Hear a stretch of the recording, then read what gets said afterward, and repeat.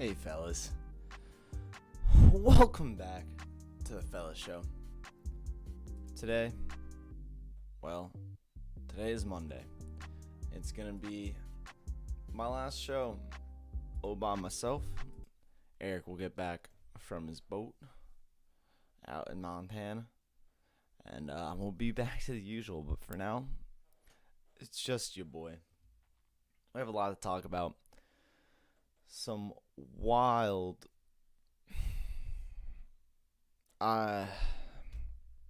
if you know, we're here in Philly.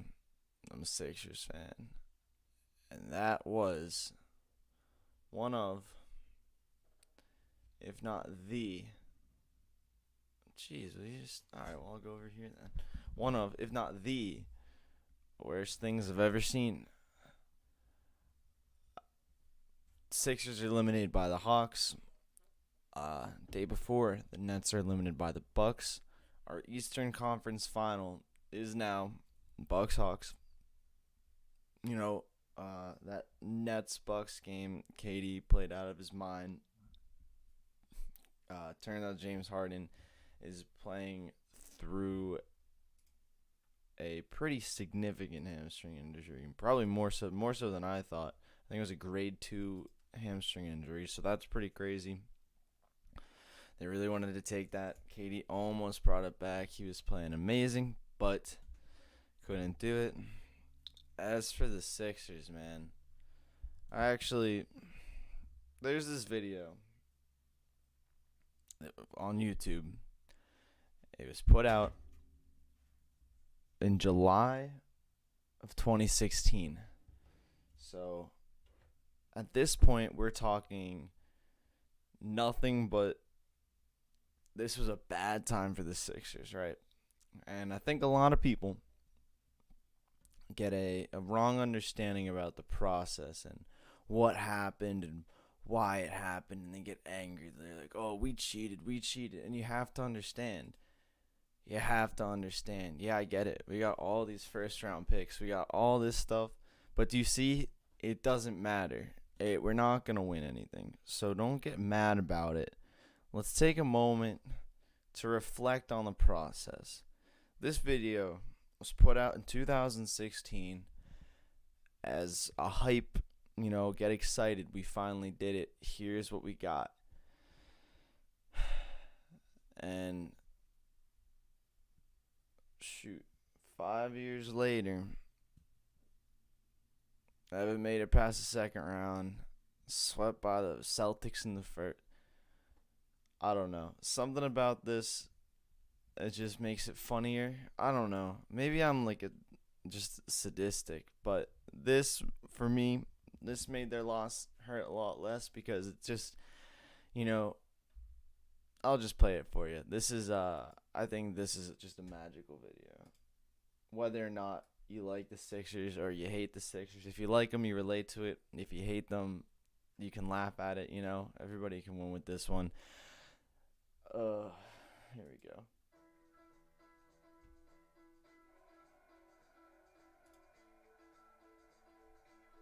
Oh, hold on. I gotta get the audio also because, you're gonna want to hear it. It's the Sixers song, You're gonna want to hear the Sixers song.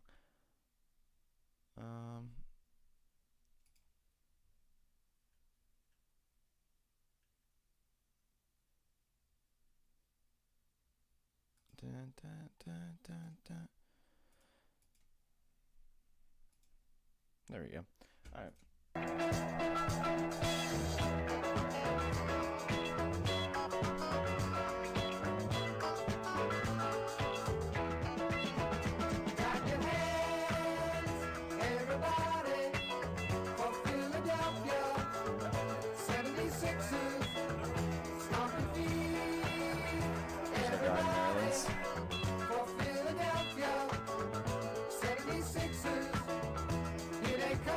Nerlens.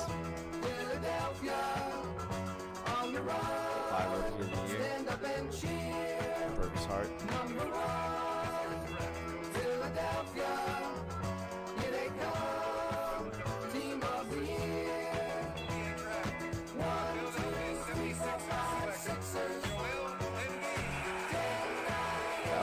today. Look at him.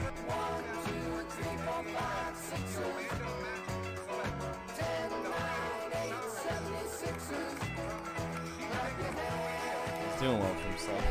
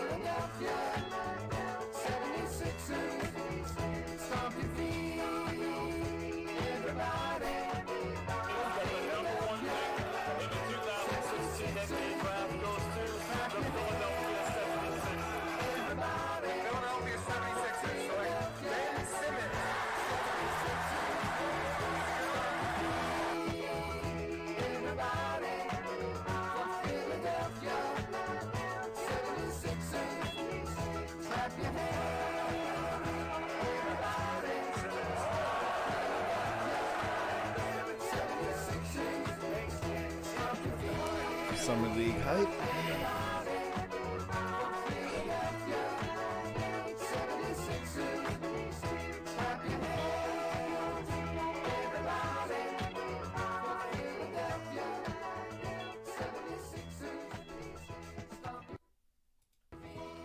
Now, what I think a lot of people don't realize with the Philadelphia 76ers is that the process never ends.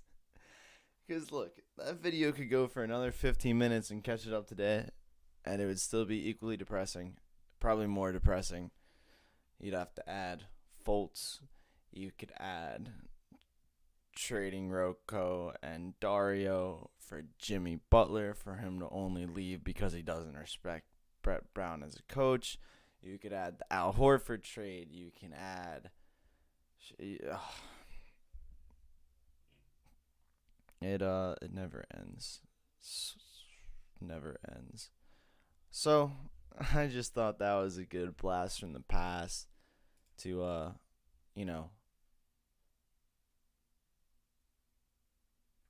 put everything into perspective, man. It's brutal out here. So, now, obviously, as a result, one seed goes down to the Hawks. Obviously, there's going to be some drama amongst the team. It seems like the guys are not at all going to be holding back from putting Ben Simmons on blast. Doc Rivers has already been piling on Simmons. I mean, he says he was asked if he thought Doc Rivers, head coach of the Sixers, was asked whether or not he believes Simmons can be a point guard on a championship team. And he said, "I don't know the answer to that right now."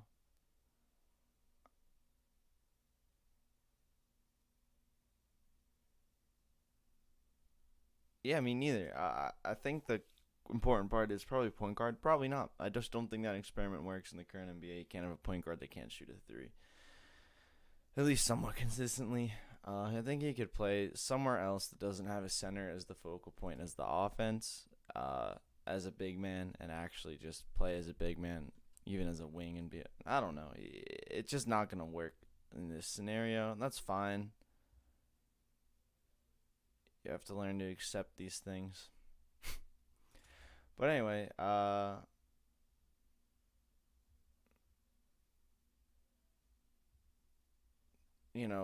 what I think Joel Embiid sends something.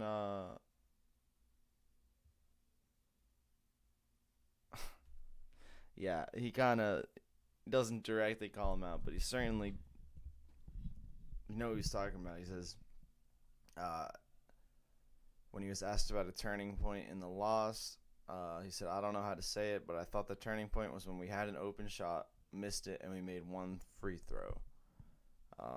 That was Ben that did that.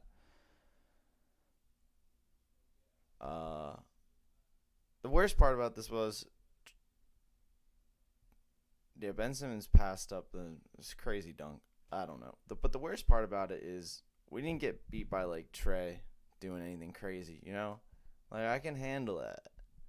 It's a lot different if Trey puts up 45, shoots, like, 70% from three, and just does all this crazy stuff. That's like, you can't do anything about that. I'll get over it. This one, probably should have had this one, man. Probably should have had this one. Very unfortunate we didn't. But let's get off depressing Sixers news, because isn't Sixers news always a little depressing? We can talk a little bit about, where did this one go? Okay, so as you know, we've been all over the sticky stuff situation.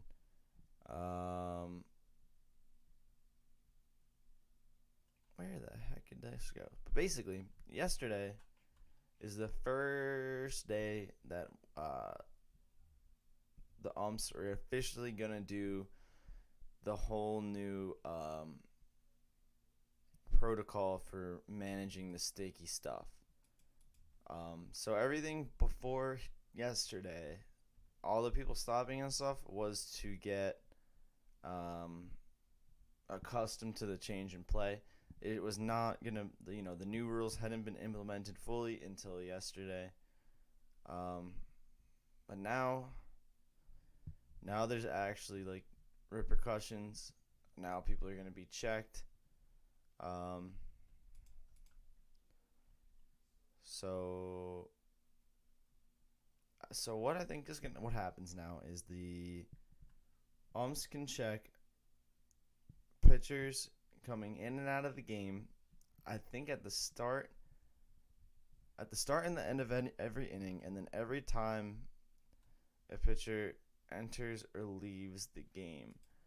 I'm trying to find, which is a lot different than what's normally happened in the past. Sticky. Actually, let me see. Okay, here we go. So, basically, a lot of people are confused as to what's going to happen, how hard it's going to be implemented, what they should expect for, especially seeing Tyler Glasnow's injury now, and then a lot of comments have followed. Garrett Cole has been speaking out now. He went from being quiet, now he's talking about it. I think he's being a bit of a little baby, but I don't know anymore. I think he's using that crazy sticky spider tack and really spinning that ball around with it.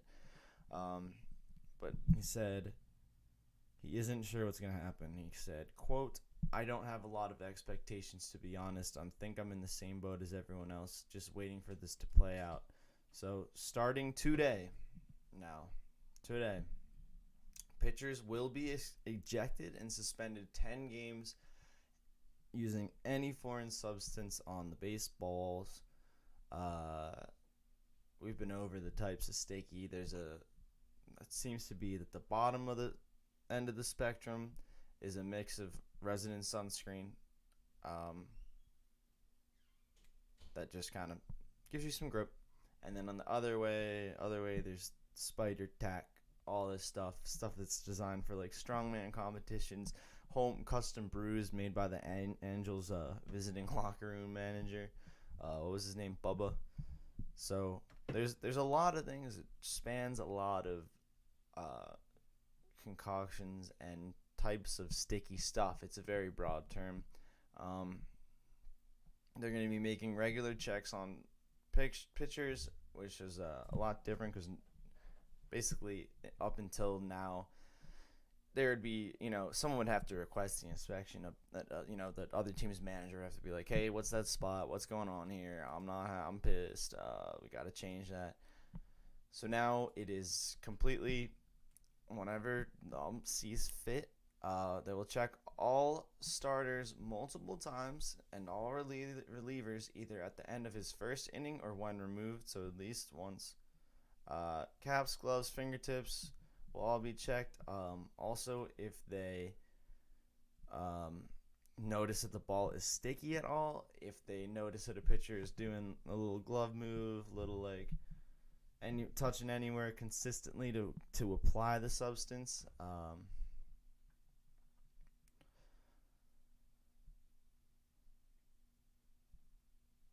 The big thing about the suspension is they can't be replaced on the active roster, so it's going to fill up a spot. Catchers also getting, they can be subject to an inspection. Basically, anyone can. I don't know. I think the question is how deep in, how long are these going to take? Like, is it really going to be like 10 minutes at the start of every inning where these pitchers are getting searched up and down for some sticky things? I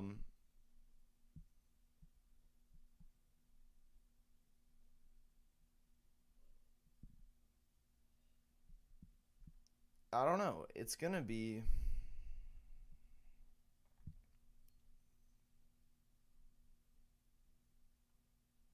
yeah. So again, the what needs to happen is something that isn't this. This is not this is not gonna work. I think we've been over it a lot of times, but this is not gonna work. You gotta make either a baseball that's easier to throw or a controllable substance that you can regulate. For now, there is no way to grip the ball. A lot of people say that the baseballs are just too slick. Over and over, like it's been voiced by a lot of players.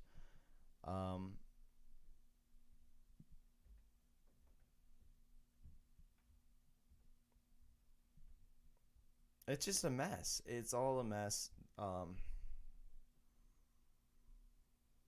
think there's a lot of questions that haven't been answered. No one really knows how the MLB is going to look, how a baseball game is going to look coming today. We're going to learn a lot.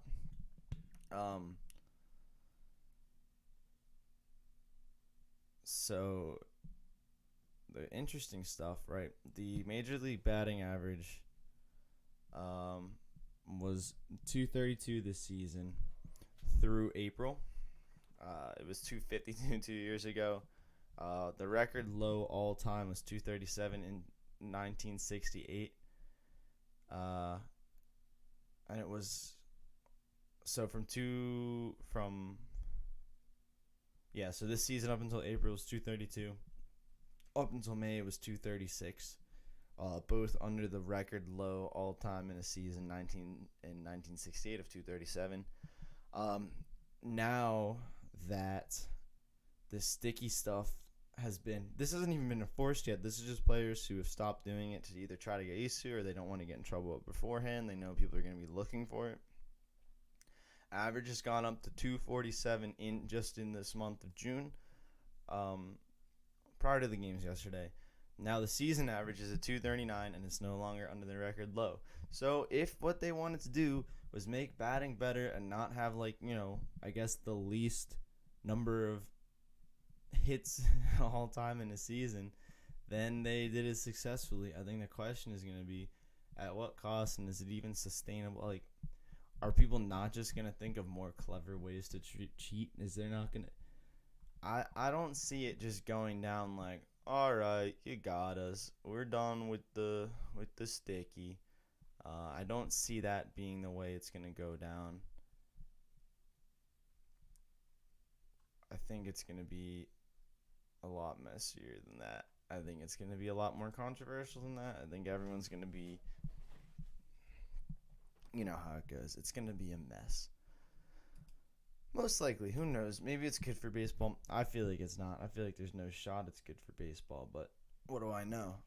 I'm not a baseball player. But I sure watch it sometimes.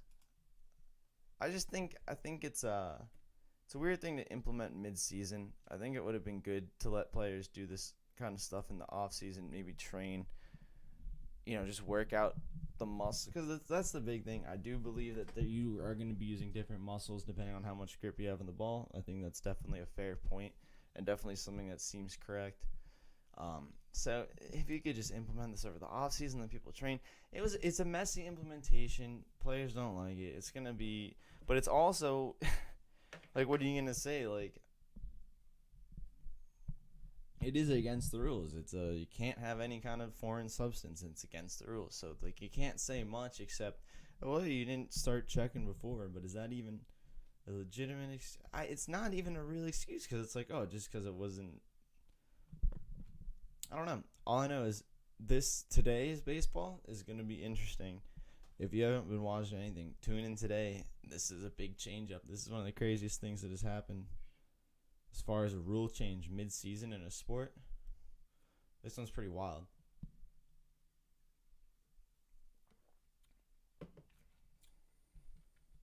Sorry, I can't stop thinking about the Sixers. How about that song, though?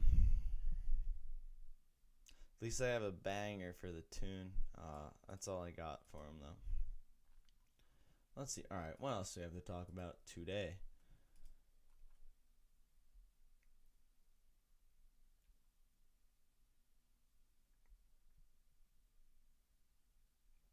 So, I don't know. I kind of want to talk the Hawks-Bucks matchup. I'm not sure. I'm not sure what's going to happen here. I know it's pretty easy to think like Bucks are the killer. Bucks are gonna be the best team, Bucks are gonna. There's no shot the Hawks can beat the Bucks. Bucks have Giannis. They just beat the Nets. But here's what I'm thinking. Gosh, this camera's just a wiggly little guy, isn't he? I wish he would stop doing that. Can we leave? Oh, what about right here? Just stay. Alright, whatever. So, Hawks Bucks, though. I don't think we have any odds on whenever that first game will be yet. But I can really see the Hawks doing some damage. I've been thinking this over a lot. And I get Kevin Durant was playing some incredible ball, and I get James Harden came back a little bit. But I don't know, man. I feel like the Nets without Kyrie or a healthy James Harden, even with just KD, I mean, KD's shown himself to still be one of the best players playing basketball in the world right now. But, the Sixers had a really, really strong team, and the Hawks took care of them. And the main thing that concerns me, Trey didn't even have that great of a game. They have guys are stepping out. Kevin Huerter stepped up yesterday. Guys are stepping up. John Collins has stepped up in past games. Lou Williams has stepped up in past games. You see these dudes stepping up, and meanwhile, Ben Simmons can't step up. Toby barely stepping up. It's guys with it's not about the names. It's about who's stepping up right now. And the Hawks, I don't think they didn't lose a game to Philly that they weren't at least scaring me a little in. And I feel like the Bucks, on the other hand, against the Nets, the Bucks played some bad basketball, even against Nets teams that were super depleted. The Hawks, meanwhile, were playing pretty good basketball the entire series against a almost fully healthy Sixers team. Obviously Ben was coming back from an injury in game 1.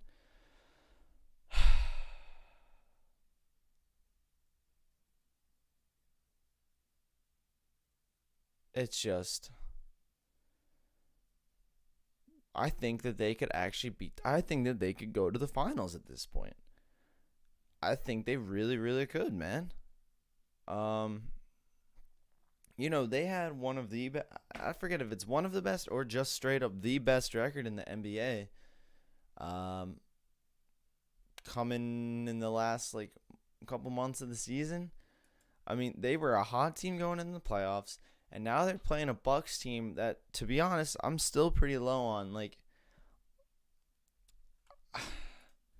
Look, if they had beaten a fully healthy Nets team, I'd be like, dang, all right, these guys are legit. These guys are legit. They're gonna wipe the floor with the Hawks. But that didn't happen. It was not that. First game's gonna be a Wednesday. Oh, so no basketball on tonight. Unfortunate. But yeah, they beat the Nets with the big one. They beat the Celtics without Jaylen Brown.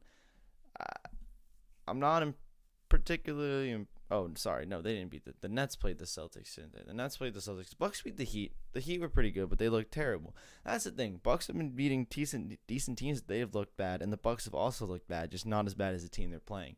Meanwhile, the Hawks keep looking good and beating teams that they're not supposed to beat. Knicks were supposed to beat them. Everyone was like, the Knicks are the Cinderella story. The Knicks are the underdog. Everybody wants the Knicks to have their year now. And they just were like, no, it's actually our year. We're the Hawks. We're taking it. Morning, Jason. How we doing? Thanks for popping in the chat. Always appreciate the support. And then they take out the Sixers. Sixers with for the majority of the series, a healthy roster. Really good players, really good defense, intimidating home court. They take game 7 in Philly. They can beat the Bucks. They can absolutely beat the Bucks. This goes to 6 or 7. I'm pretty sure at this point. And then no, and every one of these finals sounds so crazy. We're either getting a Hawks Clippers final, a Hawks Suns final, a Bucks Clippers final, or a Bucks Suns final. The only one of these teams left that I personally have a future on is the Suns. So, big Suns fan from here on out. Let's go Phoenix. Let's go get them, boys. Only team I really wouldn't care to see win here would be the Hawks. I don't. Actually, let's see the Hawks do it. At least then they're just they were one of those teams on the road. I don't really want to see the Bucks win. I feel like if they win it, it'd be like such an easy path. I don't know. And then I wouldn't mind seeing the Clippers win it. I like Kawhi. I wouldn't mind a little Paul George redemption arc.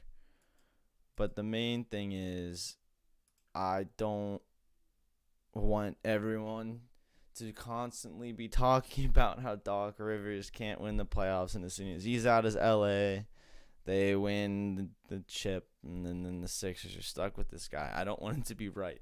So, I'd rather see the Suns or the Hawks take it, even though the Hawks just beat the Sixers. I don't know. It's brutal, though. It's absolutely brutal. NBA has been crazy this year. Everything's been insane. I've been loving it, except for that. That was pretty brutal. But we're used to it. So, 10:33. We'll take a little break. Be right back with a little bit more news. Take it to the betting at 11. And we'll get on our way. Be right back, fellas.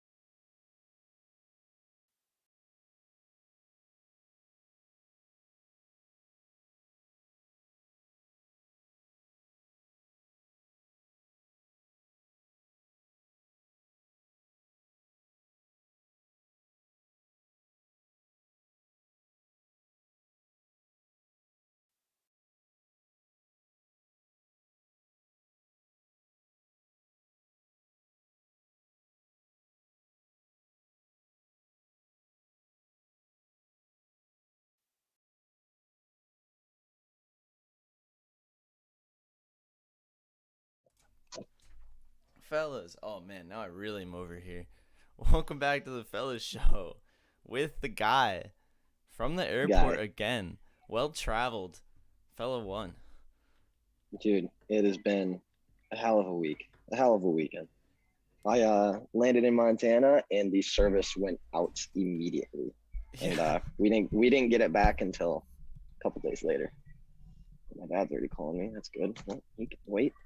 Um, we catch have any God, it big feels ones, so bro? good. Oh, I caught a couple buzzes, but you know, Whew. no, it was a great weekend though. I feel re-energized. I didn't have service for 3 days, so literally didn't know any of the scores. Saw Milwaukee beat the Nets. That was didn't see that one coming. And then of Mm. course I was in North Dakota yesterday, so I was able to watch that other team play, that other basketball team. Are they? Ouch, ouch, just ouch. That's all I have to say is ouch. And I'm a big fan of wrecking on Philly fans, but that one even hurt me a little bit. I was like, oof, oof. That's a that's a rough one. Yeah, Sorry, man. Sean. I want to crawl into a hole, but Yeah, I there's bet you do. there's no holes to be found, Eric. You can't. They aren't just around, man. You have to dig them yourself, like the Sixers Oh did. well, So, Philly is probably one big hole right now. I'm kind of expecting not to be a city when I come back. I figured it was going to be burnt down by the time I get back. dude, honestly, like I was already so crushed by everything they had done in that series that Already. yeah, I just like, I kind of just fit with the way that they were playing. I was like, I don't even know if they win. Like, I had already kind of come to terms with the fact that they probably they could be done to the Hawks in the second round. I really had come to terms with it before it even ended. So, It's okay. mm, There's oh always next year. no. I can't wait for Uh, Doc to get fired and Ben to get traded, and it's gonna be a fun time. It's gonna be a fun Ben, off season. Ben for someone, I don't know, man. Stephanie's laughing. All right. Let's get bets going. That's what I'm here for, right? Hey, how'd the IP do lately? I have not. All right, I haven't been. yesterday, We doing okay? yesterday was a rough day. Oh, yesterday they got you on Yeah, the last one. they got me on the last one. Sundays are tough, man. I took the what? I guess I hit the. I guess I hit both the NBA. I took the Suns -3 or 4, and then the under in the Hawks The under in Sixers. the Sixers game, Yeah, because I'm so not. that's good. Uh, Golden Knights money I'm line, that didn't work. No, that didn't Even work. though they took it a little overtime. Um, baseball was brutal. Baseball was a really weird day yesterday. No, that's all right. Not great. But you know what, man? I'm doing pretty solid baseball. I was really feeling my I first saw you three, on first Twitter a couple five. times. Yeah, I saw that. You're going off. All right. We got hockey tonight, and I haven't watched the past couple games, but boy, did I do a bunch of highlight checks last night and had to basically re-watch this damn series. Because when I landed and saw it was tied 2-2, I was like, oh, shit. And then I landed and saw that the Habs were up 2-1. Well, now 2-2 tied in that series. But I was blown away to see what I had missed. Freaking Milwaukee upsets the Nets. Sixers are going to game 7. Habs are up 2-1 on the Vegas Golden Knights, and Islanders Lightning are tied 2-2. I was like, excuse me, what did I miss? Yeah, So Islanders at Lightning tonight. Lightning at home getting -186. Islanders on the road getting +160. Looks like 60% of tickets are on the Lightning and 83% of money. I'm basically just in a spot where you take the Islanders every game at this point. right. I would assume. I mean, they're coming in at such big plus money. They're very equal teams. They're very, very, both very good teams. I think the winner of this wins the Stanley Cup. Because it looks like Vegas just, and Canadians are playing really well, by the way. They're playing out of their mind. They're playing tough as shit. I watched that game last night, and that was the second game of that series I've watched. And holy shit, the Canadians are just meaner. They're just meaner. That's all it is. They play tougher. But man, you play the Islanders and you're going to get crunched if Yeah, you're the yeah. Canadians. I think. I mean, I've been saying that about every single team they play, and I keep getting wrong, so maybe not. But you can't play the same system that the Islanders do and expect to beat them when their talent, just everything's better. So But they got to get there first. the Islanders, like, shoot, are they just gonna win this thing? I think they are. I Is that really just do. I it really now? think they're going to win it. Wow. I told you, winner of the East has got this. Winner of Yeah, the East has you got this. really did say that. And the Lightning really are the one team that could probably Yeah. stop the East, like because that's the only other talented enough team. But yeah, that's hockey. I don't know under. I would probably assume an under on this one. Um, I would assume an under just because both goalies are playing out of their fucking mind. But it's listed at 5, and it's a little bit of plus money at under 5. But I'm not taking that. You have two of the best power play teams in the league. Like that's just. I think under overs are about done with in the playoffs. I don't think there's any because like literally one game could be 6-4 and the next game could be 1-0. Just how things work. So yeah, stay away from under over. But if you're gonna put money on this game tonight, put it on the Islanders. Basically, from now on, if you see a plus money play on any team in the Stanley Cup playoffs, I would be taking it because the Canadians can clearly hold their own in Vegas, in Montreal. Islanders can hold their own in Tampa Bay, in New York. Like it's pretty simple. Just go with the value. If you are going to take Lightning, you have to take them at like -1 and probably -1.5, or maybe in regulation. But I don't think that's worth it. I just don't. Islanders are too good. And then there's no NBA tonight. There's no No basketball WNBA. at all. There's no basketball. Oh, that's right. It's Monday. No WNBA. Yeah. Damn. So that kind of stinks. Yeah, but we got baseball. We do have baseball. And now that we got Mr. Expert Baseball Better Sean himself here. All right. Here's the thing, though. Expert for 2 days, stooge for 1 day, makes you 50-50. I put you at about 500. That's fine. Actually, no. How many MLB bets did you put out yesterday? It's 5 or 6. I didn't lose them all, just most of them. That's good. Just most.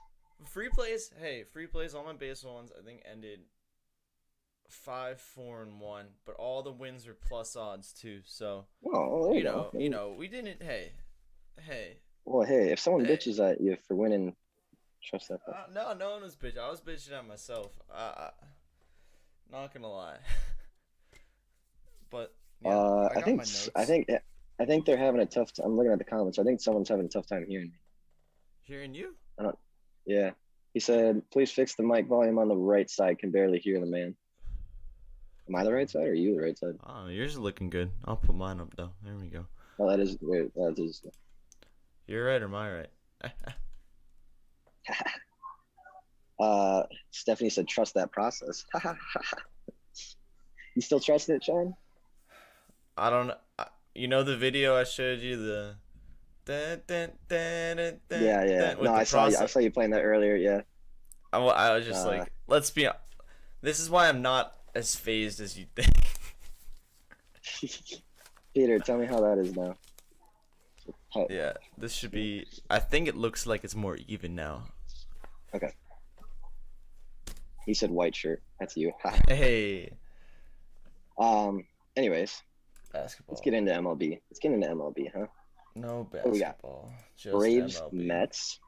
So we got Braves, Mets at home getting -195. Braves on the road getting +163. It looks like 82% of tickets are on the Mets. I don't see the money in yet. It's probably because it's the early game. I always like staying away from early games because it seems like there's just weird stuff that always happens in them. But let's check out the pitching. -195. It can't be DeGrom because it would be about -800 if it was. They don't have him listed on DraftKings yet. I don't know. Yeah, the money isn't. Oh, because both pitchers are still to be determined. Oh, that's because they have a doubleheader. Okay, I'm missing something. They have to play a makeup game, and they don't know the pitchers for that one. And it sounds like that's an early one, and then the later one has Jacob DeGrom on one side. All right, so we're just gonna stay away from this in general. All right. I was gonna say I was looking at the games this morning and I wasn't even there. I was like, first one I had written down was Astros Orioles. I was like, yeah, they must be having a makeup game or something. Yeah. Honestly, I would take. No, the Mets will probably win that at home. It doesn't really matter who is pitching on that one. But yeah, we're just not gonna touch that because that's gonna get messy. Astros Orioles 6:05. Oh, sorry, 7:05. Still in that Central Time Zone. Disgusting. Vibe, you know. Orioles at home getting +145. Astros on the road getting minus 167. Looks like Astros getting 85% of tickets, 65% of money. Let's look at it's Odorizzi pitching for the Astros. He's a damn good pitcher. And then Keegan Aiken Oh, dude, on the other side. the Braves Mets game just disappeared. Did it really? It just left the face of DraftKings. That's crazy. It just went away. Wow. They must be doing some kind of weird makeup game. I don't know what that is. All right, so pitchers tonight we have Odorizzi and Aiken. Both, never mind, Odorizzi's having a terrible season. Yeah, they're both having a rough time. Yeah, it looks like they're both at about a 5.7 ERA. Odorizzi does have a decent whip. He's a 1.18 whip, and Aiken does not with a 1.45. Looks like both are probably only going to be pitching about 3 innings anyways. Baltimore is just a bad team in general. Houston's just a better team in general. However, Houston does kind of struggle on the road. They're only 17-15 on the road this season. But that offense is just fucking unbelievable. Because I'm still in an illegal betting state, can you check what the Astros are team total over? Yeah, I can. That sounds like it'll probably be a good one. Yeah, I like that play actually, and I've heard. I think just the game total over. I actually took the first 5 total over. Oh, okay, well it is 10.5. That is quite a bit. Yeah, at 5 for the first 5 innings, I liked more than the whole. What's game. the first 5 under over? Is that 5? Yeah. Okay, that's not bad. Houston's team total over is what, 4.5 at minus 140 probably. Let me load. Dang it. Innings are popular. I mean, give me the Astros to win too, by the way, because I would assume that they can win this game. Team total runs over 5.5 is minus 113 for the Stros. Ooh, that's a hefty. All right, so maybe we just stick with Astros to win because I think they do. Looking at their bullpen real quick, Baltimore's bullpen 4.77 ERA. Give up quite a few home runs. They're bottom 10 in home runs, bottom 10 in ERA. They do well on the walk side, but boy, when you're just letting up homer after homer, and they do not have many saves at all, so it means their bullpen is definitely crushing them. Houston has a 4.07 ERA in their bullpen, much less home runs, much less walks, many more saves. Houston doesn't have a great bullpen. They're right smack dab middle of the pack. But I think with Baltimore having, not great pitching and starting and then going to the bullpen, give me the Astros in this one. Actually, game total over 10.5 might not be that far out there. Yeah, I think it looks like what people are doing with the money and the tickets, they're just putting in the parlays and stuff. That might be a good option there. Yeah. Parlay it with something else that's a little juiced up. Don't take it straight; it's not worth it. What's the next game? That 7:05. A's Rangers. A's Rangers. Rangers at home getting plus 106. A's on the road getting minus 125. Looks like 66% of tickets and 79% of money are on the Athletics, which makes sense because at first glance I would take Athletics here, but let's check out the pitching. Wait, there was a free pick on covers for Houston-Baltimore, so let's see what we're fading. They have Baltimore to win. Houston it is. Beautiful. Oh, it's spread knowledge too. They had Baltimore to win? Why? You want to hear spread knowledge reasoning? Yeah, I want to hear why. Baltimore Orioles. Ready? Yeah. Baltimore Orioles are 1-0-0 total over under within plus or minus 20% of current total 2.42 against opponents since 2018 September 28th with a profit of 4 units. So in the last 3 years, they're 1-0. Baltimore Orioles are 1-0-0 total over under within plus minus 20% of current total 2.42 against opponents since 2018 since September 28th with a profit of plus 4 units. So one time since 2018 in this random whatever this means. Are you kidding? They managed to win something at plus. How is this a thing? How do people actually make money like this? Is this a real? Okay, wait. Sorry, there's another one. Baltimore Orioles are 14-20-1 money line, price higher than current money line since 2020 July 20 with a profit of plus 6 units. I'm glad we're going back a year and a half to figure out that one, even for a negative 14, record. 14 and Yeah. 20. Baltimore, wait, hang on, one more. Baltimore Oh my Orioles are God. 13-4-2, over under line larger than current total 2.42 since September 27th of 2019 with a profit of plus 13 units. It's unbelievable that some of these services can make money off people. I feel bad. Jeez. Hey, covers.com, thank you for statistics. Yeah, your free statistics picks are are ass. excellent. Stop giving me the free Stop. picks. Stop with the free picks. I'll pay for them, man. Get out of here.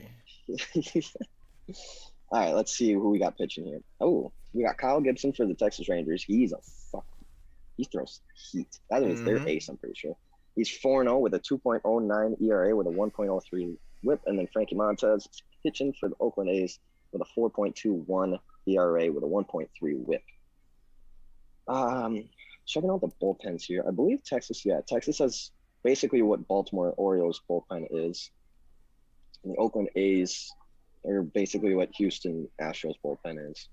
What I do like about Oakland's bullpen is they give up the least amount of walks third least amount of walks out of any team. And that normally means, and that's why their saves are at 20, because if you're not putting guys on base, you're probably saving games. This is a tough one because Oakland A's are actually a pretty good team on the road. Texas is Texas. They play a little bit better at home. Kyle Gibson plays lights out no matter where he is. Hang on, let me check their home and aways. Kyle Gibson has a .96 ERA at home. Yikes. I'm just saying, man. You can impressive. get Rangers first 3 is plus 115. Hey, there you go. That might not be a VIP play, but that might be a sticky note play for sure. That is a nice first 3 plus 115 when you got the man himself on the mound. At home, like dude? Man, sometimes Vegas just doesn't know. I like that line. If you want the first 5, I think it was like plus 108, so you can still get it. If you want a little more time. I'd rather have first 3 because he's only probably pitching 5 tonight. Yeah. He normally pitches 5, and Frankie's pitching 5 too. Yeah, that's an interesting one. I like that first 3 or first 5, whatever you want. All right, next game. What do we got? Indians Cubs, yeah. Cubs at home getting minus 155. Indians on the road getting plus 132. Looks like tickets are split 50-50, but Cubs getting 81% of money, so they are stacking them. Let's figure out why. I just saw who was pitching for the Twins tonight. We're definitely not taking the Twins. J.A. Happ is a fucking goose egg. Are we, is there covers for this gun? Because... No, there was a coverage for the Oakland A's one, under 8.5, they said, which is actually might be a decent pick. Yeah, probably. I don't know. Maybe not. All right. Cleveland has Savali. Is that how you say Savali? I think it's Savali. He's 10-2 with 3.48 ERA with a 1.06 WHIP. Aljoy. It has a 4.06 ERA for the Cubs with a 1.04 WHIP. So both let up some runs, probably because of some walks and shit, but the whips are quite good. Let's get to see how their home and away splits are. Looks like Alzolay is pretty much the same at home as he is everywhere else, and Savali is also the same on the road as he is everywhere else. I don't see any big nighttime, daytime. I do actually. Alzolay likes playing in the daytime. He does not like the nighttime. What time is his name at? 8:05? This is at 8:05. Yeah. He might struggle a little bit. His daytime to nighttime is completely, it's a 1.76 and then it goes to almost a 5.0. He's 2-0 during the day and 2-5 at night. Just an interesting little tidbit there. Cubs, however, very, very good team at home. 25-12. Cleveland, about 500 on the road, 19-17. I don't know what to do with this one. Cubs have the number 1 bullpen in the league. Cleveland is 5th. Um, I liked the Reds or the Indians here. I like the Reds in the next one, but I like the Indians. yeah, if I have to pick one, I'm probably picking the Indians, The especially at plus value's money. good. The Cubs are The probably value the is very better good. team, but the thing is Yeah, the Indians are close enough that they could beat them, and I think it better than plus 132. So yeah. Um, maybe put it in like a long shot parlay. I mean, you could take that single too. I don't know if I would lay money on that just because there's the Cubs at home. yeah, However, if you wanted to, take a couple underdogs in a long shot parlay of some kind, maybe like a two or three teamer, get plus 400, plus 500 with two positive plus money teams, that's definitely one that I'd do that with. I've yeah, been doing that recently. Well, before I left, I was doing that with like I'd find the Boston Red Sox at like plus 120, and then I'd put it against like with the Mariners at home or something like that, plus right. 130, and they're nice like plus 400, plus 500 parlays. They normally, if they're gonna miss, they only miss by one because one of those teams are bound to win if you have a good sense against about an underdog. Right. Um, Yeah. so yeah, that's 7:05, 7:10. Braves Mets. Is this game actually happening? The 7:10 one, I don't even or does have no one that. really know? Okay, so no one knows. All The 510 one is back on DraftKings now. right. I'm not touching that. Not with the ground pitching, anyways. It's not worth it. That guy is unbelievable. Twins Reds at Yeah. 7:10. Twins at home. I don't even need to read this off. Reds are getting 118 on the road. Doesn't matter what tickets and money are. We're taking the Reds here because J.A. Happ is on the mound and he is a fucking loose cannon up there. He is a liability to the team. Um, he has a 6.12 ERA with a Jeez. 1.44 WHIP. Maley has a 3.39 ERA with a 1.09 WHIP. This is just easy. Like there's nothing else to this besides Twins are not winning this game. Josh Donaldson's questionable. Doesn't matter Dang. anyways because he can't fucking hit a ball. Just sitting there complaining about pitching the whole time and he can't hit it He's anyways. got his little Bitching binoculars about. on, bro. He's like, Yeah, he's more worried about what the pitchers are doing than rather than his swings doing. Fucking dumbass. oh, J.A. Happ is a little bit better of a pitcher at home. He has got a 4.35 ERA rather than a 6.12. But in the last three games, he has a 9.0 ERA. Maley's actually a better pitcher on the road. He's 5-1 with a 1.63. Just give me the fucking Reds all day. Actually, what are the Reds team total over? let's see. Because I might take that one. Because the Cincinnati Reds do have the worst bullpen in the league, so it's scary laying money on them because they might get up 6-0 at first and then end up losing that game. Over four and Which a I have watched half. many times. Over 4.5 minus 127.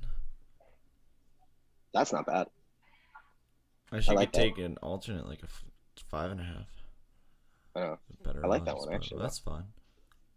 Yeah, give me the Reds to win. Honestly, give me their team total over. I wouldn't go game total over because Twins don't like to hit the ball sometimes.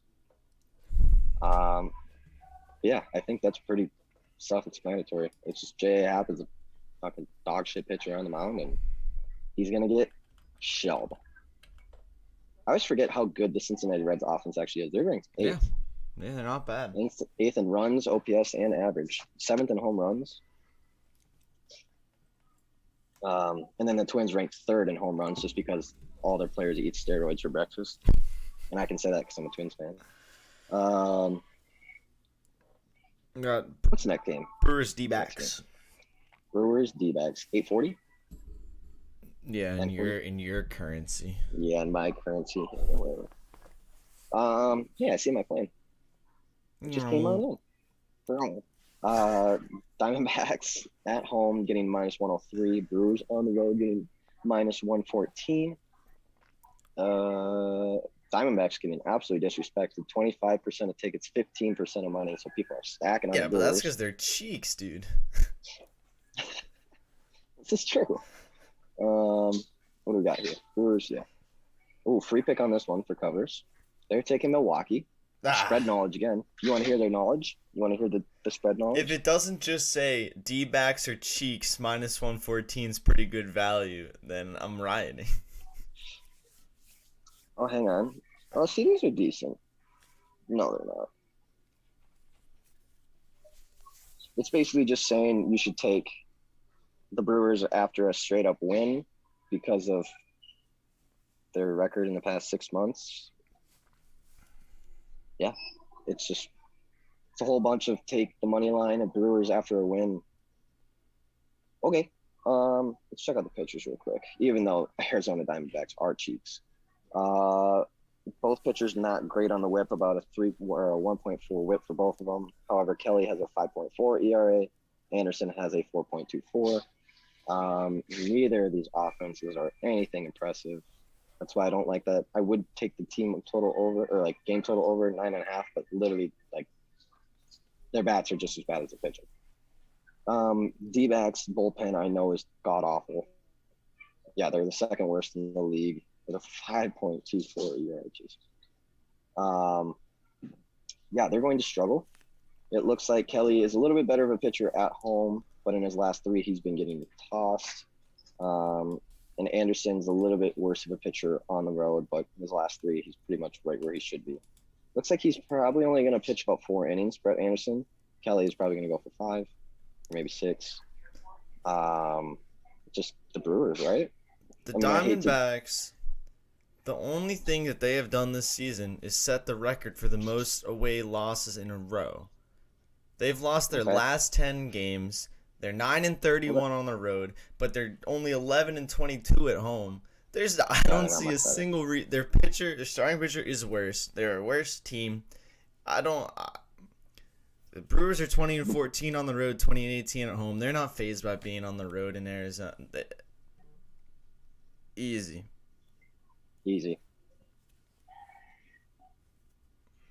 Yeah, I think it's pretty self-explanatory. I hate being on the side that the public stacks on, but it's 75 and 85, not 99 and 99. So I'll take that.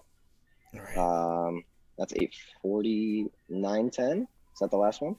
Yeah, in your currency. Yeah, that's right. Dodgers Padres, who is going to be a great game. Padres at home getting -124. Dodgers on the road getting +107. Looks like tickets are favoring Dodgers a little bit at 60%, but money's favoring Padres at 60%, which means that Padres are getting put in a lot of parlays. A lot parlays, which makes sense because they're favorited and they're the Padres. Let's see who we got pitching today. We got Urias versus Yu Darvish. Yu Darvish is a fucking stud. Let's see here. Yu Darvish with a 2.57 ERA with a 0.95 whip. Urias with a 3.54 ERA with a 1.0 whip. Both very good pitchers. Both offensively, or Dodgers offense ranks second. Padres is around middle of the pack, 14th-ish, but Padres defense is ranked number 1. See their home and away splits. They basically have the same record on home versus away. Nothing really to see there. Yu Darvish at home, slightly better pitcher at home. Urias, slightly better pitcher on the road. I don't know if I really want to touch this game. The over under 7 is fishy. I would think that this game would be a little bit more than that, but I'm not going to put it with Yu Darvish on the mound and Urias on the mound. I say if you can get the Dodgers at plus money ever, you take it. Yeah. Especially right now with the form that they're in. However, it is San Diego Padres. It is Yu Darvish on the mound. I just don't know if I can have a play on this one. If anything, you take the Dodgers at plus money. Maybe you take the Dodgers and what was the other plus money team that we were talking about? Was it the Cleveland Indians? Oh, Indians. Yeah. So maybe you take the Indians and the Dodgers in a parlay today for just a small amount of money. Try and get some boosted odds. True. Because those are probably the best underdogs of the day, just value-wise. I'll also say if you're hot on the Padres, take it first 5. I wouldn't take the whole game because Yu is good. Nope. Maybe get a first 5 in there. I think the here's the last head-to-heads. I don't know why this line is where it is. It's been set in their last 5 matchups this year. It's been set at only 7 and 7.5. It's pushed 7 twice, gone over twice, and gone under once. So I don't know why it's still so low, but Looks like they played each other what 7 times this season. Padres have stolen 4. Dodgers have gotten 3. Yeah, this is basically just the Titans going at it, and both got good bullpens. Both got decent hitting. Well, Padres struggle a little bit on the hitting side, but yeah, give me the Dodgers at plus money. Beautiful. Well, that's it That's for me. it. That's it for the bets. I know that's all for bets today. It sucks. Huh. It's a lazy Monday. I am going to be. Whoa. All right. I am going to be on a plane for the next little while. Probably, doing a little bit of research while I'm on there. It's kind of nice. I screenshot a shitload of stuff before I leave, and then I just look at it on the plane, get all caught back up. Hey, we got the Braves Mets now. The first one at 5:10. DeGrom is pitching. Ian Anderson is pitching for the Braves. Mets are at minus 210. Braves at plus 175.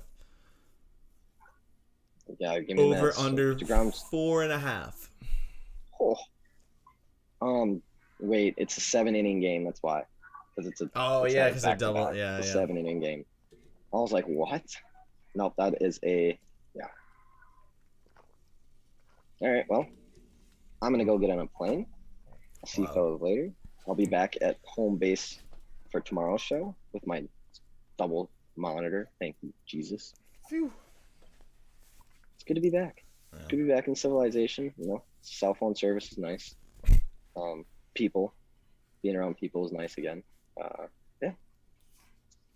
All right, well, I'm gonna kick it to a break with you, and I'll also say bye. But I'll be popping back, so don't you worry. Bye, fellas. See you tomorrow. Bye, fellas. Be right back for me.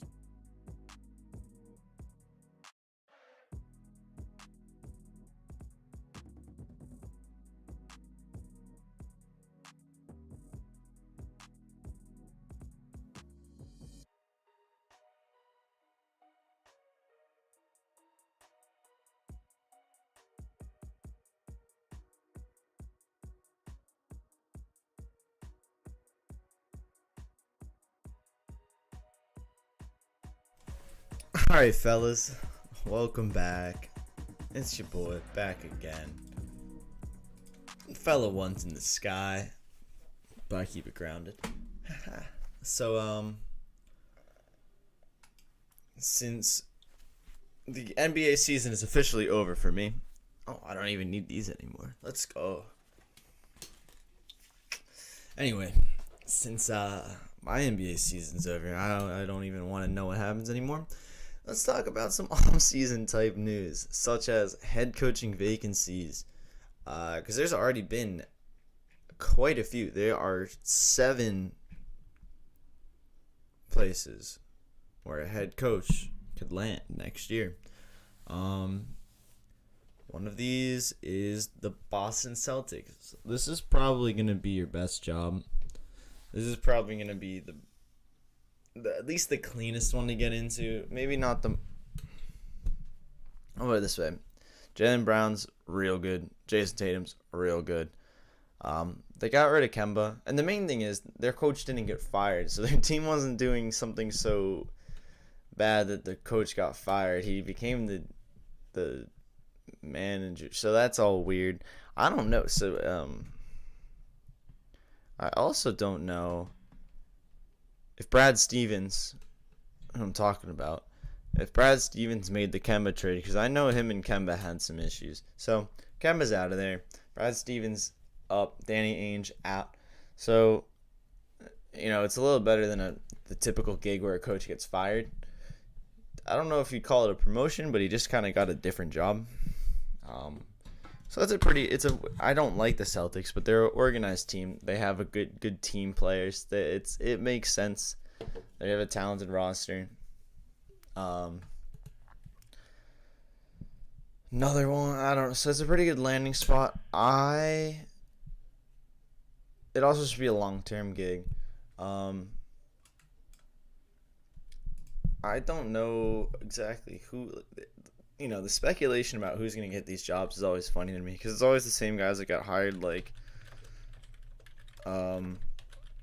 fired like another year ago for doing the same thing with another. According to a Celtics little news source, people are saying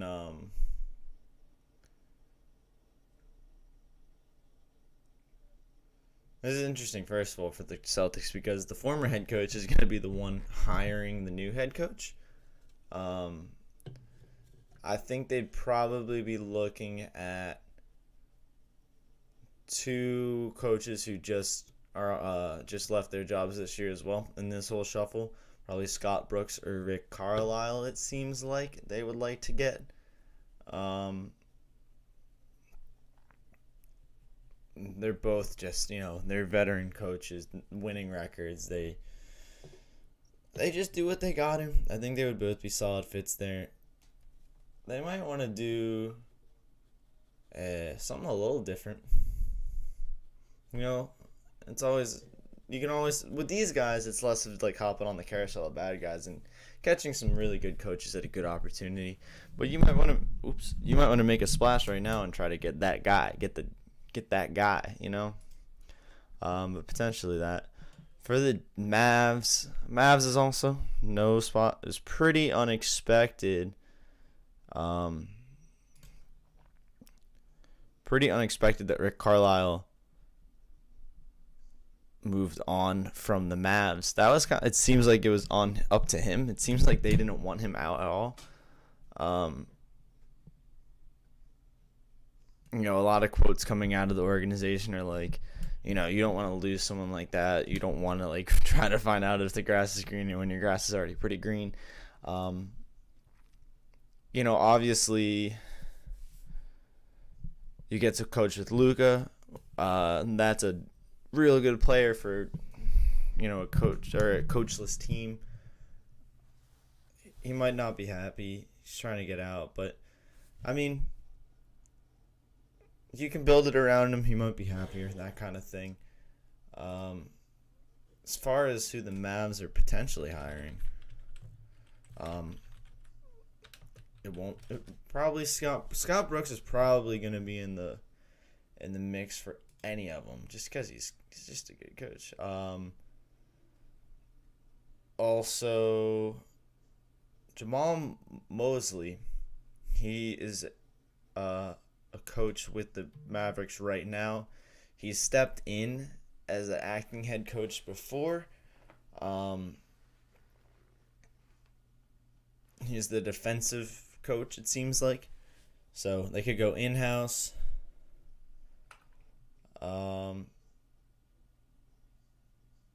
Possibly Terry Stotts as well. We'll see. But that's a good spot. They might go in-house. I feel like it would make more sense for them not to, though, with the way it seems like it's becoming a mess there between the Lucas situation, the Kristaps situation. I don't see them. I mean, I don't know if it would be the best option to stay in-house. I'm not going to say I don't see them doing it, because they certainly could. Trailblazers, that would be a fun team to get on.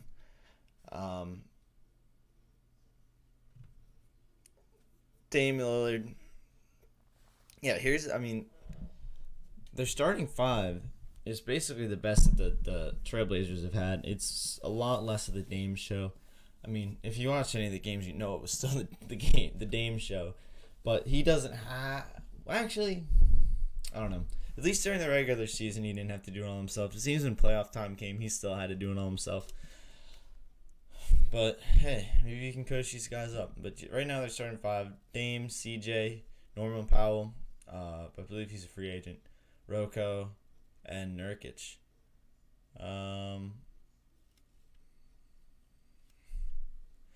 Might even be trading CJ. Who knows? Really, they need their defense to improve, because regardless of what Damian Lillard does, if you're the 29th ranked defense, it's pretty. You have to be at least the second ranked offense to counteract that, right? So that's the big thing. You're not going to need any more offense. You got the offense. You need to get these guys to play some D. Let's see. Potential. Seems like there's a rumor that they want to hire Chauncey Billups.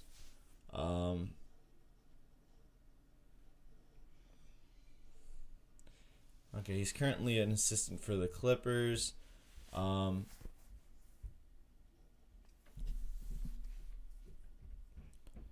Seems like this. Okay, so but they also might be facing competition from the Celtics. I don't see the Celtics taking him, but okay, this is good. Here's some Woj bombs.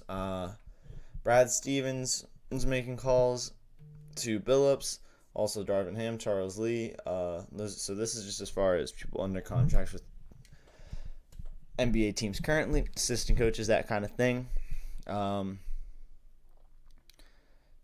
Jamal Mosley as well, we mentioned as potential for the Mavericks. So, of course, all these teams are going to do their due diligence, call out to everyone. But yeah, it seems like there could be a little competition for Billups. The Pelicans, interesting opportunity here. You have a young guy with a ton of potential who's been playing out of his mind. Doesn't seem to have the pieces around him, and it seems like if it's only like his camp and his family that's upset right now, and he's still trying to fight it out, he's gonna be upset soon, because it's gonna get frustrating if that kind of stuff keeps up there. He needs to be in the playoffs. We need to see Zion in the playoffs. A player of his caliber, it's better for the NBA if he's in the playoffs. The thing is, I think this is beyond a coaching hire. Pelicans need a blockbuster trade or something to be able to get this guy what he needs by next year, or just admit that it's going to be a longer thing. I don't know. It's just a shame because they were dang close, but they just didn't have enough. That's right.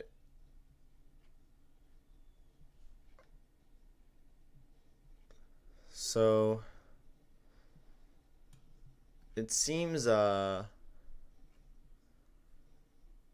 wait. No.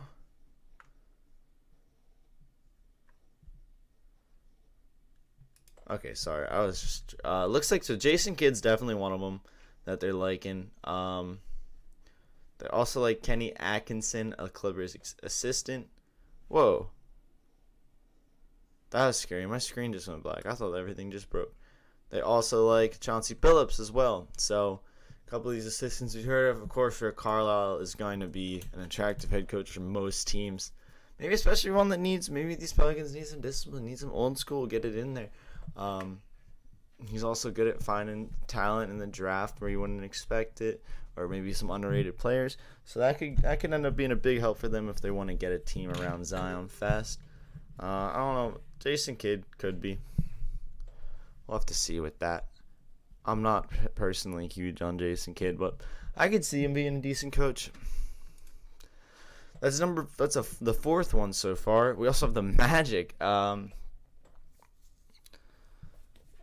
So the problem here is it seems like the most enticing players on the roster, unfortunately, are coming off injury. Markel and Jonathan Isaac both had ACL injuries.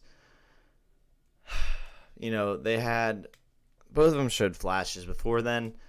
Also have Mo Bamba, Wendell Carter, but they might have to absorb or get rid of them and make some space on the squad. The Magic are far, man. I think they're a lot farther than people even think, which normally I'm higher on the Magic than most people most times, but dang, they have a lot to go. They don't have much. I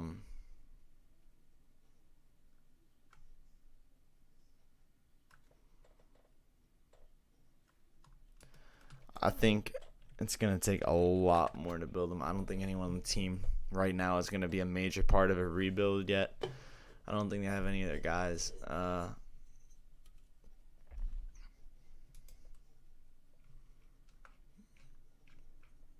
Now, who do we have out here? I think the Magic, it seems like, are going to be looking at Penny Hardaway, which would be a cool one. This might be more of a hey, you know what? I'll say this. Jason Kidd, Steve Nash, they jump right into the NBA, get the NBA. Hardaway he's been coaching for the Memphis Tigers. He's been out there. And of course, a Magic legend. But is that something that maybe everyone just wants to see happen more than it'd be a good idea? I don't know, but I would sure love to see it happen anyway. Terry Stotts also potentially going there after leaving the Trailblazers. Just probably, he's had playoff appearances, not a ton of playoff success. Playoff appearances, worked with really good players, could be the guy there. The third one they're saying is Sam Cassell. He's been an assistant coach since 2009 with the Wizards, Clippers, and now he's with the Sixers.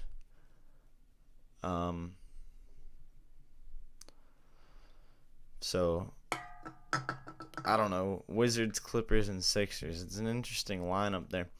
But yeah, you know what?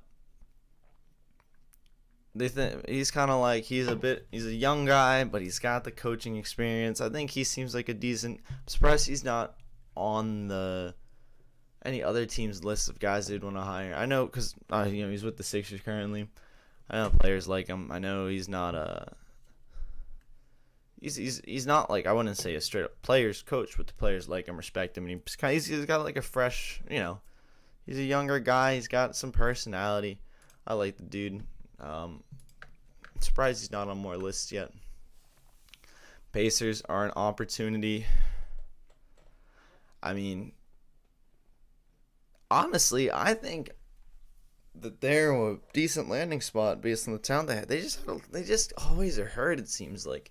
But with Sabonis, Malcolm Brogdon, I mean, Karis LeVert, so Miles Turner can do stuff. Or at least you can get something for them. That's the main thing. At least you can trade them to a team that's more desperate. As far as who's you can, I don't. So when you get to like Magic, Pacers, Wizards, I don't know if you're getting any of these dudes who just got fired.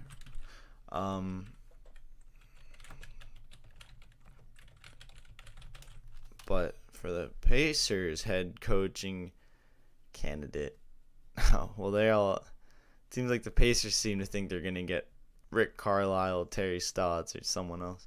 But I don't think that's true. I don't think that's gonna happen. They're also there's actually odds for it. Let's look at the odds for this one. All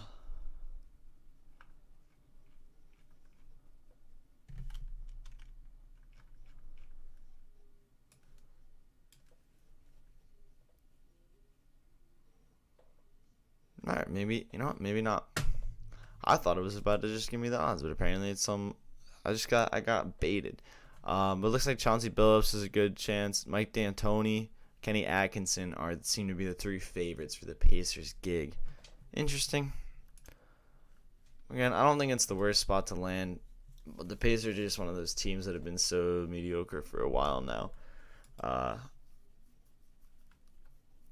And then finally, last one, you got the Washington Wizards. You're gonna have Bradley Beal on the squad, so that's cool. You'll have Russ. Depends what Russ you get. They don't have much. They don't have much. They were almost kind of in the playoffs.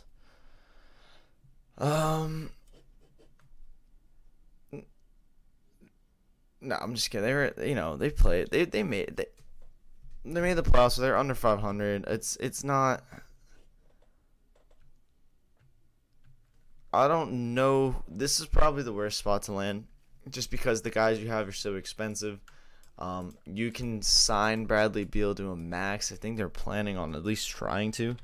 Whether or not he actually wants that, he hasn't demanded out yet, which is pretty impressive. It's pretty astonishing. But I don't think he's. That could even be wrong. He could have specifically said like, "Oh no, I want to stay," but I know he hasn't asked for out yet.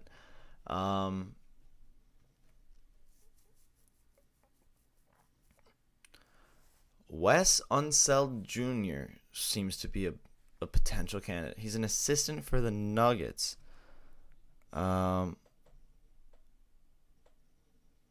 Also potentially Sam Castle, Kenny Atkinson again. Also could be going for and Mark Jackson as well. Okay, so this is interesting. I've also seen this name probably a couple times. Becky Hammond.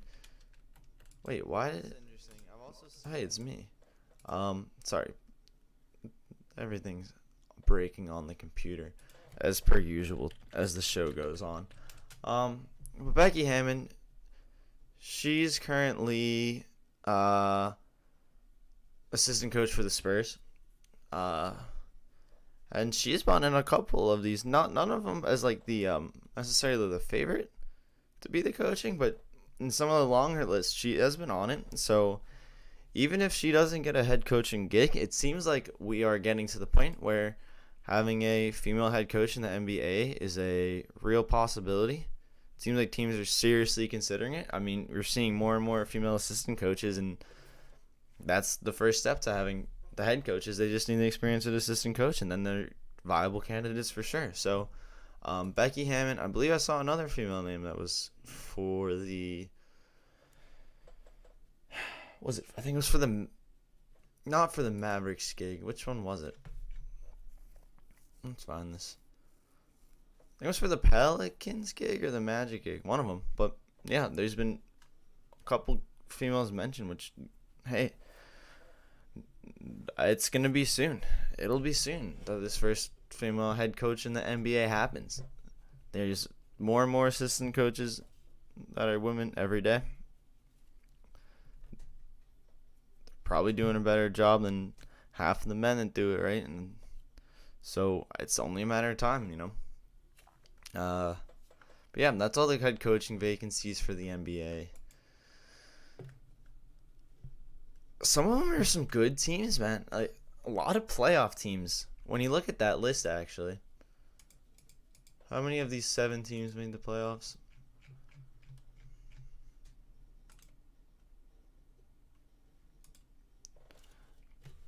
The Celtics did, Mavs did, Trailblazers did, Pels did not, Magic did not, Pacers did not, and the Wizards did. So 4 out of 7 of these coachless teams that made the playoffs last year. Interesting.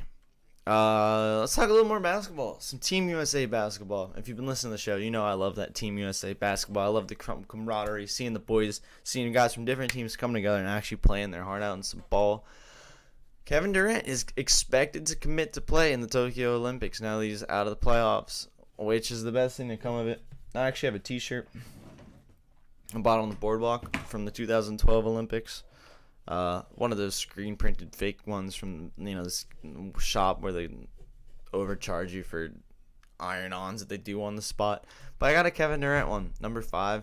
It was sick, and I love it. And hopefully I'll get another one because it would be awesome to see him in there. He's so Carmelo Anthony currently holds the Olympic scoring record for Team USA. But Kevin Durant is 25 points shy of him. So looks like it's going to be, at the moment, the lineup it's going to look like Dame at the point, Beal at the 2,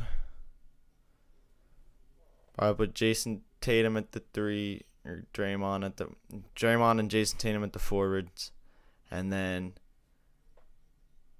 KD just comes and does whatever he wants. This is gonna be a fun team, man. Pop is still coaching it. They've taken the gold in the last 3. There shouldn't be much competition. They should just win the gold. But man, it's just fun to see. It's really not about being like, oh, let's go, let's beat Croatia. Like, sure, like I want to win, but it's about seeing these guys all together. Is Devin Booker also too? They just said Booker at the bottom here, because that's crazy, man.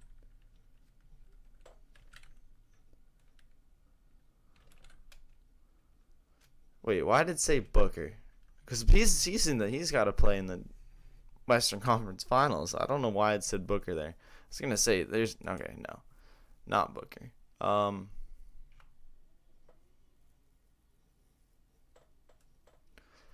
But Durant, Tatum, Beal, Lillard, Draymond. LeBron has said no. LeBron's not gonna be in it. Steph, though, is up in the air. Both of these guys were on the 57-man preliminary roster. A couple other big names on the preliminary roster that we haven't... These dang ads that think they can just play music on my computer. Dude, no one said you could start playing this annoying song. Gosh. I'll tell you. Big names, though. Big names that are on the preliminary roster. These are the guys who are eligible. Let's see.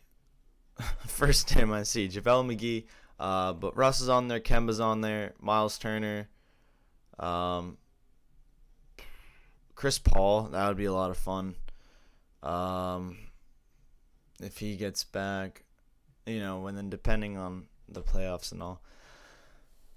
But Kawhi's on there, but he's still playing as well. Caleb, Kyle Lowry, Kyrie, but he won't be able to, so that's unfortunate. Dwight Howard said he'd do it, so that's cool. Gordon Hayward, Toby Harris, Joe Harris, both the Harrises. Harden, that would be interesting if he can come back. I don't think he should, though. I think that would be a big mistake, man. I think that would be the kind of thing that you would not want to do. Who else we got? Okay, reconnected. All right. Where was I? Steph, AD has also said DeMar, Jimmy Butler, Chris Middleton. He's got to play though. Donovan Mitchell. Who else? Bam Adebayo. LeBron, but he said he's not gonna do it. Trey, but he's got to play playoffs. Zion, that'd be cool. John Wall, Van Vliet, Duncan Robinson, Julius Randle, Zach LaVine, DeAndre Jordan, Drew Holiday, Blake Griffin, Jeremiah Grant, Eric Gordon as well, and Jarrett Allen. So they could potentially fill out the roster with some of these guys. Could potentially actually. So do they have to be?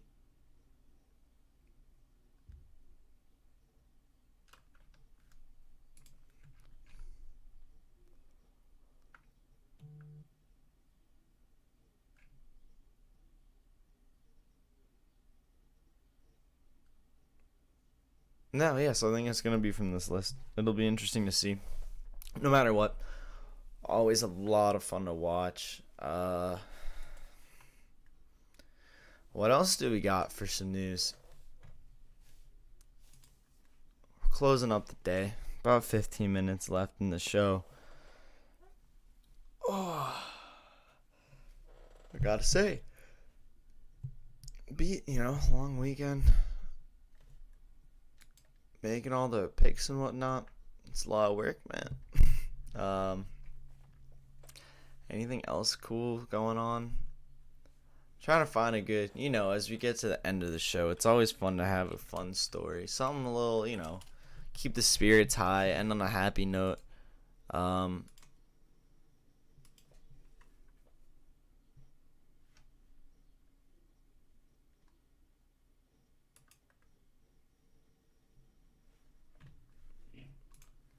Let's see.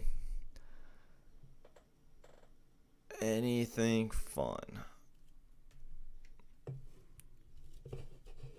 I don't know. Let's see. I will say, here's something I forgot completely. Not,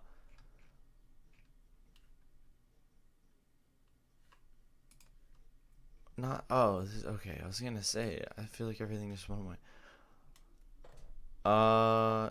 Yeah, so Jon Rahm wins the U.S. Open. Dropped to 67, birdies on the final 2 holes. Tournament was up in the air almost the entire time. There was 10 players at one point within one shot of the lead. But Rahm takes it, wins his first U.S. Open. It seemed like everything just went perfect for him. He likes this course at Torrey Pines. Oh,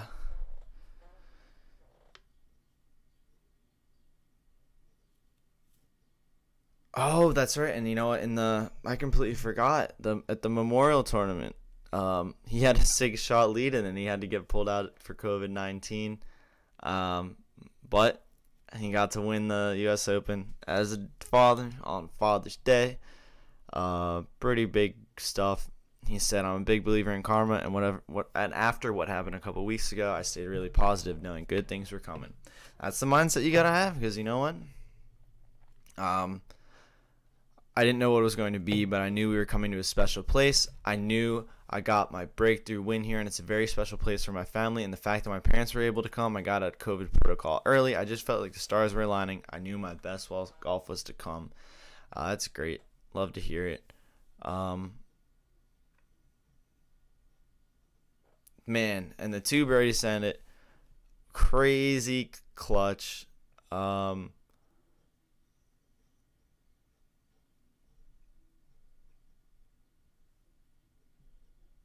um, to drop back in on our favorite golf beef of 2021, the Brooks Koepka, Bryson DeChambeau.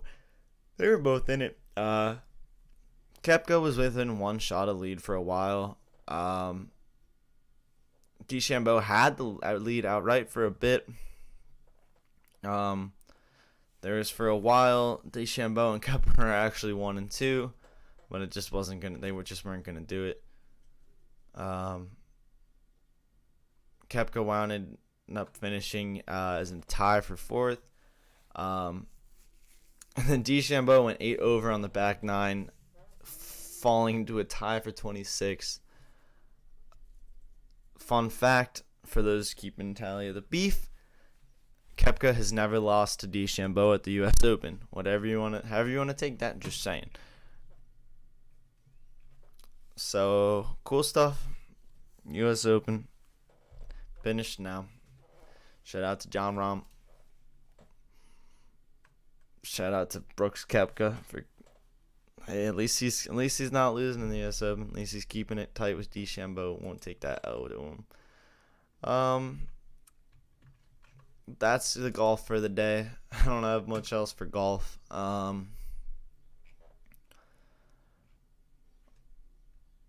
Here's something. I don't know. Do I really want to talk more Sixers? Probably not. I will say though, if you caught 2 games ago that whole thing where you had John Collins going backwards, Joel Embiid coming up like this, and Trae Young was pushing him back. Somehow, Embiid got fined for that, and no one else did. I get it. I think he was being a little too aggressive. But I'll also say, I think at some point he no longer wanted to go for it, and Trae Young was absolutely pushing him in the back. But regardless, he got a $35,000 fine for that.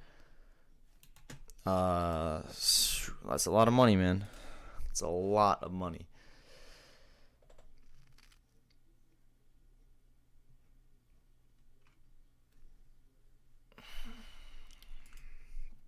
Sorry, that was everything about it, just terrible.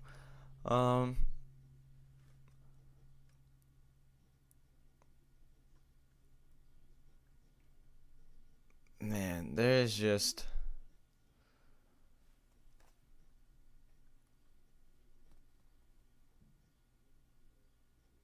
what else we got, man? One over there.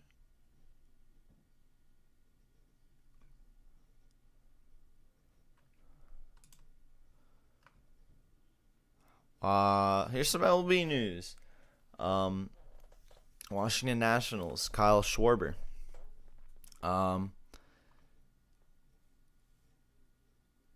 He hit 3 home runs on against the Mets yesterday on Sunday.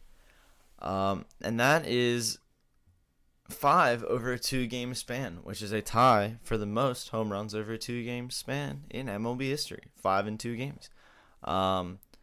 Since Schwarber moved to the leadoff spot for the Nationals, June 8th, 13 days ago. Wow, and they've had 13 games since. He's hit 7 homers, 14 RBIs. Pretty solid, pretty good move for sure to move him to the leadoff, man. Seems like they should have done that. 5 homers in 2 days, though. Record. Also another record, his 9 home runs in the 10 games. You know, you got your 5 in the last 2, and then 5 over the last 8 as well, or 4 over the last 8. So 9 home runs in the last 10 games, record for the most in a 10-game span for the Nationals and the Expos history. So that's cool.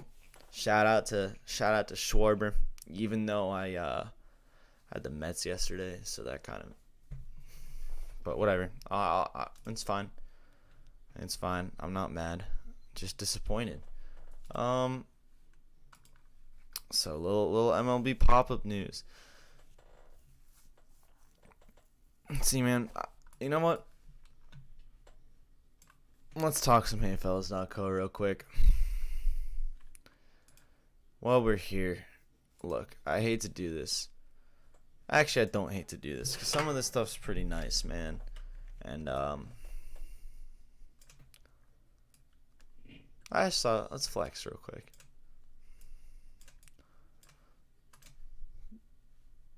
This hat is dope. Can't even. I mean, come on. You want it in that color, or you want it in this color? It's up to you. We have options. Should we zoom? Look at the embroidery on that. Oh my goodness. That's not all, folks. That is not all. Not even a bit is it all. Oh. No, it's not. I thought for a second it might have been all. Boys. Fellas. Look at this sweater, dude. Look at that. Look at that little vicious little bear cat. Let's get out of the big screen. It comes in colors, dude. You can pick. Gray. Green. White. And of course, you saw that red. Oof. What? Do you want more? You think we don't have more? Bruh. Let me tell you something. If you like the Bearcat sweater, you will love its cousin, the Bearcat tee. Look at this. That's the back of it. That's the back of her. The little Bearcat sitting there, strong like the bear, nimble like the cat. That's what it says. My Zoom just closed because I took too long and I didn't move. Hold on a second. There we go. Thank you, Zoom. But yeah, the merch, the Bearcat. If you look on the front there, you'll see you got like the little HF with the Bearcat. You can get this in white. You can get this in blue. You can get this in gray. You can get it in green, like the money. What else we got? There's more, fellas. There's more. That also comes in a long sleeve. As does the last t-shirt we have up, or at least the last new limited one. This also comes in a long sleeve, but man, do you gotta love the short sleeve. Back, got this beautiful design right here. Front, got the little hey fellas. Comes in blue, light blue. Comes in yellow, light yellow. Comes in olive green. Ooh, the white. Oops, the white, the black. Look at the back of this thing. It's a party. Look at that. Imagine. It's beautiful. So, if any of that tickles your fancy, HeyFellas.co. You can just click the store. What does that button say? Does it say merch or I think it says shop. Yeah, shop. Click the shop button or go to HeyFellas.co/shop. It's pretty easy to remember. 5 minutes left. I'm going to find one more article that's worth talking about. Dang it, if it's the last thing I do. Slow day. Just not a lot of sport. No basketball tonight. WNBA or the WNBA without the W. Neither. Nothing. Anything breaking? Let me make sure I didn't get any notifications. Anything breaking? Doesn't seem to be.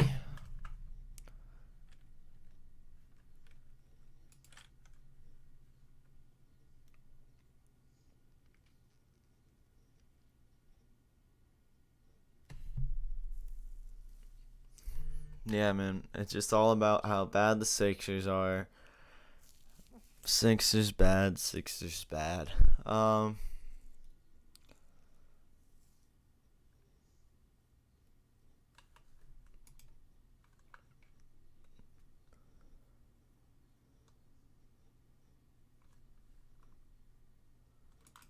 Man, it's quiet Monday. Um,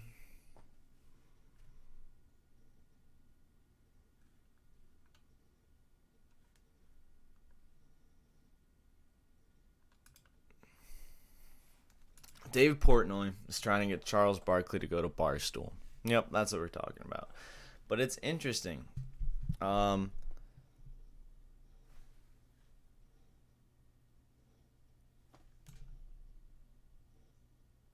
Charles Barkley has been upset recently, stating that with his position on inside the NBA on TNT, he's not been allowed to have fun anymore because he's afraid of getting canceled. He's like, I can't make the jokes I want to joke around about. I can't have no fun nowadays. He said he was tired of it, taking the fun out of the show, and he said he wants to leave TNT when he turns 60, which I think he's 58. I think. Let me check. Yeah, he's 58. February 20th. So that'll be a year and like 4 months, right?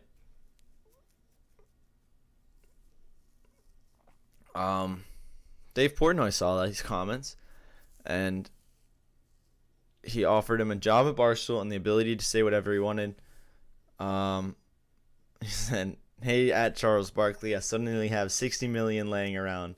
And he said, "I pledge that if Charles Barkley works for me, he can call the women of San Antonio fat and gross as much as he wants." Classic Portnoy. Hey, it would be hilarious. But man, he would never go to Barstool. Imagine him walking around, a dude like Charles Barkley. Like, see, the thing with Charles Barkley and like when he's getting like goofed on by Shaq and all of them, it can happen because there are other NBA players who are as successful as Shaquille O'Neal, or as successful as Charles Barkley. Sorry. If he goes to Barstool and the Barstool dudes try to roast Charles Barkley, it'll be just like, come on, man. You can't do it. I don't think it'll work like that. I think that's kind of what you saw, so Pat McAfee, before he had his Pat McAfee show, it was on Barstool, right? I think he was just like, he was too cool. I don't know. It's just like if I was trying to have, if the fella's show was like me and Eric and then like literally any kind of professional athlete,